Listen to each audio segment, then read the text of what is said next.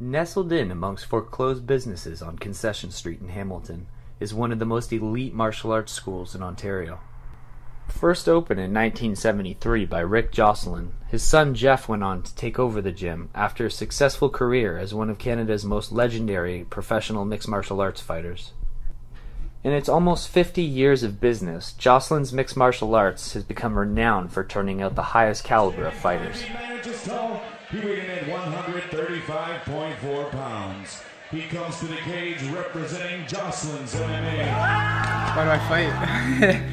Well, I've fought since I was a kid, man. I've always been a little troublemaker. I've always had a couple scuffles here and there with people, you know, and at one point I started getting in a little bit of too much trouble, you know, in school. And when my dad, at the time, decided the best choice was to put me in martial arts, he thought I'd fight in a gym. I wouldn't be fighting outside, which didn't work out like it was supposed to because I just got better at it, right?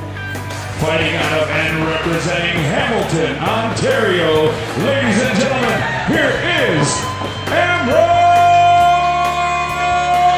Al Falastini. I've been training for about 6 years now.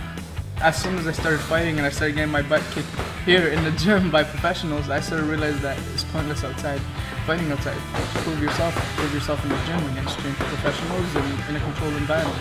I was a cocky kid. I was very hyper and didn't know where to put my energy in, right? So I was with the wrong crowd. I was with a lot of kids that like to fight, that like to party, they like to do a bunch of crazy stuff, and it started to get me in a lot of trouble. I got kicked out of schools, in and out of schools, you know what I mean? Just a lot of trouble that I shouldn't have been involved in. Truthfully, I think a lot of it is a troubled past. A lot of fighters have gone through something, but it comes down to what you went through with your life. Some stresses you've had. Some people coming out of all walks of life, right? Some people are stressed because of school. Some people are stressed because of a bully. Some people are stressed because of their job. Some people just want something new in their life, right? And that's what they started off with, right? So, yeah. Legally, they just don't pay you. That's where passion hits in. That's where you have to have passion, and that is it. You're training for free. You're training for free. You're not training for money. You're not training for nothing. You're training just for the skills and the experience. For my rankings, on Topology, I am #1 in MMA. My best strength, I think, is my timing and instinct, and my hand speed. I'm happy with that. Jeff helped me a lot, you know. Jeff helped me out a lot since I was a kid. He helped me stay in the gym, he helped me stay focused, and he's constantly reminding me that I can learn. There's always something to learn, you know what I mean? He's a friend to me, he's a figure that I look up to, he's somebody very important to me. I see a lot of people hopping around and lead coaches every now and then, and that makes no sense to me. You gotta appreciate your coach, and I appreciate my coach so much. You have no idea. I owe him the world, I owe him a UFC title. Amro, yeah, he's got funny hair, but he's a good fighter, you know. Just joking. Start again. Well, when guys come to the gym, I just let them prove themselves, you know. Do they show up? Do they train more than talk? Do they just put in the hard work? Do they take the losses well? Do they take the wins well?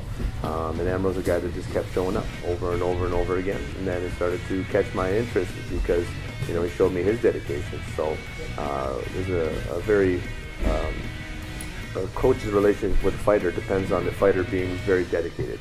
We do it for the love of the sport, and when you get a fighter that shows a lot of interest and a lot of hard work and takes your instructions and you work together and grow together, that's really where the value is. It's in the experience, it's in the trip that you and the athlete take together. So, you know, it's been a great ride with Amro so far, and you know, I always enjoy coaching him. You know, I don't really have to tell him to fight. You know, he just goes in and he knows how to fight. So it's both keeping him calm, keeping him technical, but he's a warrior out there. So it makes my job easy at times. Amro's strengths are the fact that you know, he can perform under pressure. You know, when his back's up against the wall. Some people are very good in the gym, and then they kind of get a little weaker when they compete. Some people are weaker in the gym, and then they get stronger when they compete.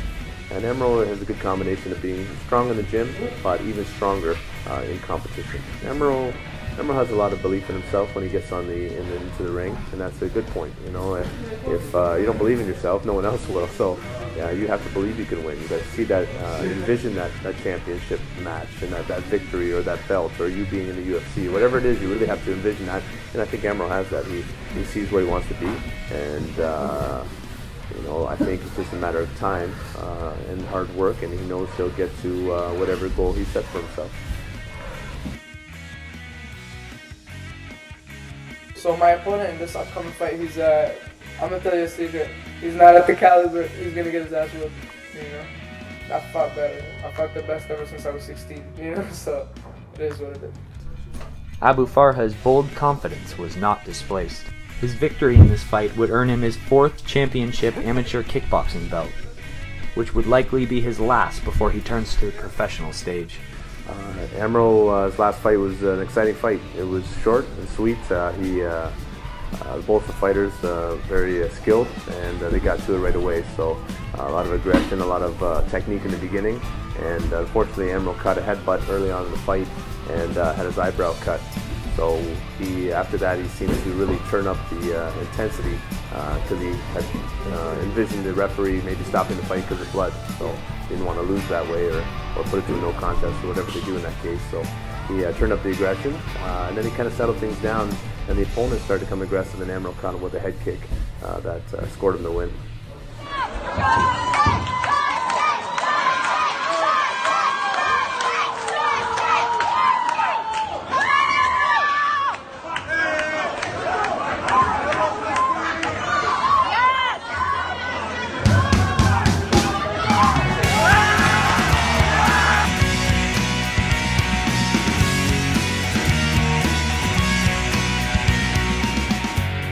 This is another step forward for Amro in his career as a fighter.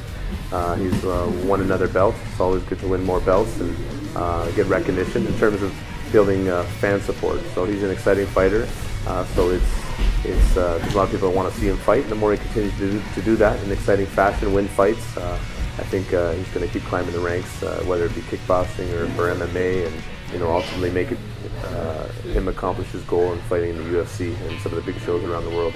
He's done a great job in his amateur career, and I think the next challenge will be for him to fight as a professional. It'd be nice for him too as well to make some money doing the sport that he loves. My goal is the top, man. I want to be UFC champion. I will be UFC champion. Just give me some time.